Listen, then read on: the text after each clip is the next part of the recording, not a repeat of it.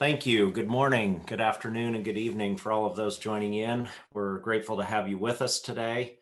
We're excited to dive into our next learning subject. As Vonnie indicated, we're going to get into a trend that we're seeing, one that we probably all are appreciating.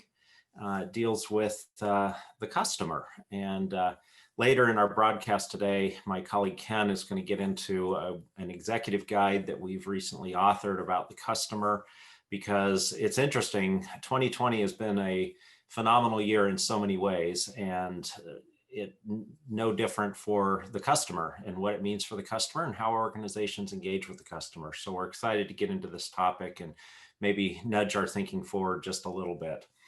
In terms of background, as was indicated at the beginning, Ken and I lead AlignOrg Solutions. Some of you may be familiar with our organization, some may not be. We are a small niche organization design and transformation consulting firm, and we help businesses kind of rethink how they are set up so that they can effectively achieve marketplace differentiation. We help leaders diagnose what their organizations are capable of, what they're not capable of, look at the organization and say, how can the organization be evolved or changed to get better results? And then we hopefully walk alongside organizations as they strive to make those organization design changes. Most of our work is actually in the trenches, doing projects and being with our clients as they're trying to adjust and make changes in their organization and their competitive stance. The other part of what we do is capability building. And today's webinar is an example of that, where we invite practitioners and executives and others to gather, and we share some of the things that are on our mind as an organization and on our team's mind, but also share some of the frameworks and tools that we use in our consulting so that others can sort of build internal capability. And beyond just sort of webinars like this, we have formal capability building offerings where folks will gather, and even now during COVID times, we are doing virtual capability building where there's training workshops and skill building and things of that nature.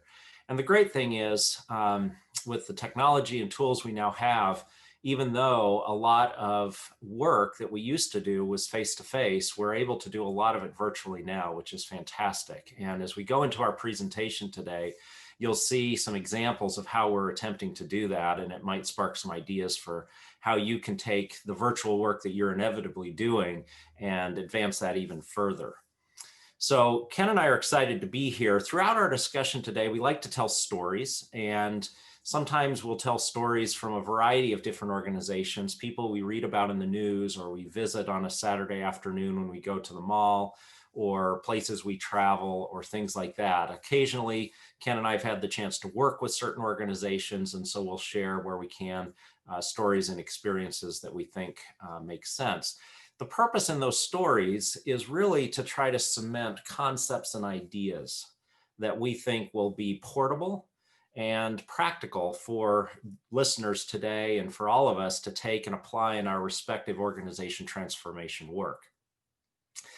Ken and I have observed that despite the craziness of 2020, the pandemic, and other things that have been going on, in the economy and around the world, that organizations and leaders have not slowed down in terms of thinking about how to evolve, improve, and further differentiate in their respective markets. And so we feel like, the topic of organization transformation has not become, secondary to other agenda items that are prevailing in people's minds, but rather still primary in terms of how leaders and organizations are thinking about their businesses and their organizations and how they win and compete.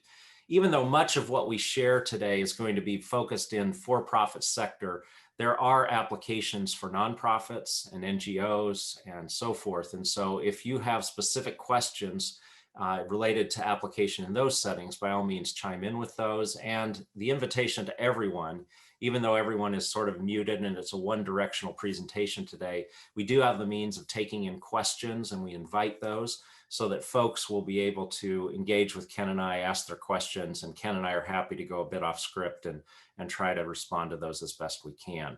We can also cycle back with you after today's discussion if there's something deeper you want to explore.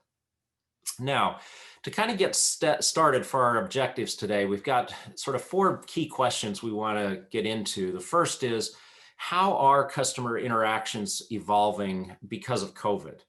And if we went back, press rewind to about mid-March of last year, at least in the United States, earlier in Europe and Asia, we would have seen a radical shift in how organizations are working and engaging. And certainly we've seen that play out over the bulk of 2020. And so customer interactions have changed. Whenever we see a significant change of that nature, we know that there's going to be impact to organizations. And so that's the second thing we want to get into, is understanding essentially what are some of the organization design implications of what's happening in the market, and how executives can essentially exploit some of these changes to their advantage. Obviously, that leads us to some questions about the capabilities organizations need to work at building and sort of strengthening. Think of it as sort of like muscles that we would now need to be training in our organizations that pertain obviously to digital strategies, digital capabilities, among some other things around more traditional selling approaches, perhaps service delivery models and so forth, to really take advantage of how the customer is evolving because of COVID. And then finally, we want to talk about what this means for our employees, because, the minute our organizations start to change and evolve, and there's new or different expectations for our organizations, the employee is impacted. And for many employees, that can be a great thing, new opportunities, exciting development, and so forth, but it can also be stressful. And so we want to touch on a couple of the implications for those employees that are at the front lines of our businesses. So that's our agenda for today. Now, what really spurred this for Ken and me was we were doing some reading recently, and there was a great study that McKinsey just put out. And here are a couple of the headlines, okay? We all know that COVID has changed things. We're all working virtually, so that's not the surprise. But what really stood out to me were some of these points. One is, not only have we moved to more remote and digital ways of interacting with one another, but customers and suppliers have done the same, obviously out of necessity. They're doing that not just to do fulfillment of orders, ordering or reordering, but they're doing it to actually form, create, and evaluate new relationships with one another, which is interesting because that's really the nut or the core of the selling process. The second key point is the data is starting to say customers like it that way. They're not just doing it because COVID happened. They're now starting to say it's easier to schedule, it saves on travel and other expenses. There's safety concerns that perhaps are addressed because we're being able to use digital or remote means of interacting. Next data point. Over 3/4 of B2B businesses or companies are finding that remote and digital ways of engaging customers are more effective than previous methods. Now, we don't know what's behind all of that, but that's interesting that many organizations, even though the economy is experiencing some shaky foundations at this point, we're seeing organizations finding success. Part of that might come from the next point, which is customers are becoming more comfortable placing large orders online. It's one thing to order a $79 something off of Amazon. It's another thing to order a $50,000 product or set of products or a pallet or several pallets of product and conduct all of that through e-commerce.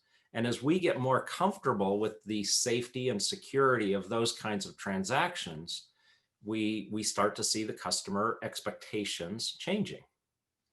A final key point here is that in these kinds of interactions, people want video over phone.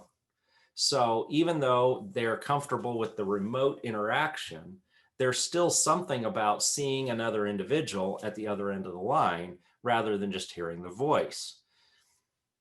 What does this mean?